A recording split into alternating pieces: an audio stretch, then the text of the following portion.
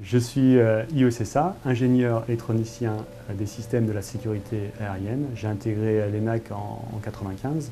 Être IECSA, c'est une formation donnée par l'ENAC qui est très opérationnelle. C'est une formation où on est très en contact avec les acteurs de l'aviation civile, que ce soit les pilotes ou les contrôleurs aériens. Et de ce fait, j'ai cette approche très pragmatique. À l'ENAC, je travaille sur le côté Big Data, donc on a beaucoup de données, on essaie d'extraire des connaissances à partir de ces données, avec une spécificité qui est du côté de l'interaction. Aujourd'hui, les techniques qui existent dans le domaine du traitement de données sont pour la plupart basées sur de l'automatisation. Et ici à l'ENAC, on essaye de regarder des alternatives où l'utilisateur serait un des acteurs de cette extraction de données. On a réalisé plusieurs travaux de recherche, un peu sur des domaines différents. Évidemment, beaucoup en relation avec le domaine de l'aviation civile, la visualisation de données, visualisation d'avions, l'extraction de trajectoires spécifiques d'avions au travers des visuels plus de l'interaction.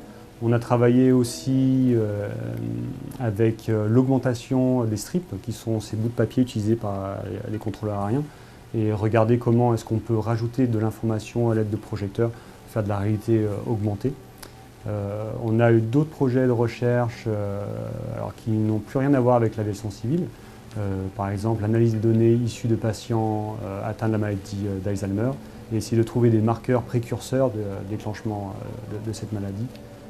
Récemment, on étudie des données issues de scanners, alors médicaux, mais aussi de scanners issus de bagages, avec des bagages X.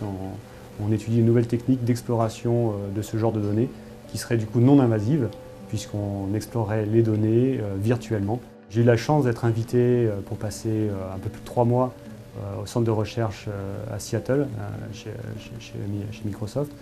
Et je pense que c'est une des opportunités qui est offerte aux chercheurs.